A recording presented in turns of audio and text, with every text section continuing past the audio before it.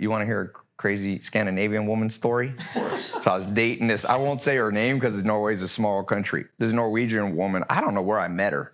She was living with me part-time. Like, little pretty Norwegian. And I'm like, come to my Thursday night Mondrian thing. All the dudes would show up. It was a mix. It was like business guys were in suits. One of the nights there, apparently I didn't pay enough attention, and Norwegians can drink. So she probably weighed 110 pounds. She drank that night, like they said, like 8 shots of tequila. And I wasn't paying attention to her. About an hour into the night, bouncer comes up and is like, yo, man, I know this is your night tonight, but we had to throw your girlfriend out.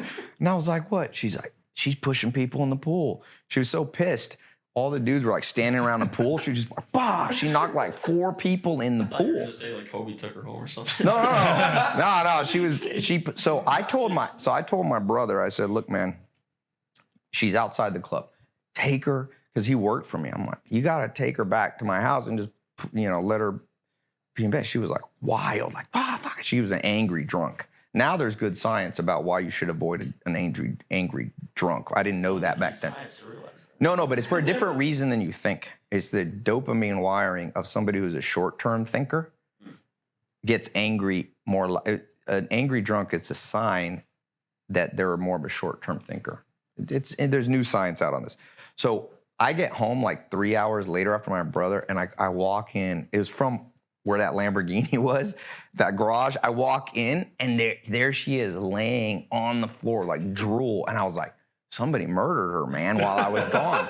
I was like, how am I going to explain this? How am I going to explain this drunk Norwegian girl's like dead on my, but then I realized she was awake and she was like, and I looked around. The reason I thought someone had killed her is I had glass mirrors around half of the house. They were smashed.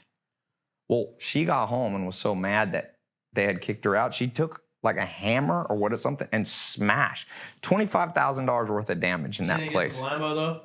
No, that was before I had the Lambo. Before. Same house. Okay. And next day, she didn't remember anything. She called me because I sent her home. I was like, you got to go. You're back to your friends. She called me the next day. She's like, I think I left my passport at your house. I'm like, do you remember what happened? She's like, what do you mean? So that's a lesson on Scandinavians. They drink a lot, and then they black out sometimes. So I don't like that, man. I learned. Hey, guys, if you enjoyed this short clip, check out the full interview here. And if you want to see more clips from this episode, check it out right here.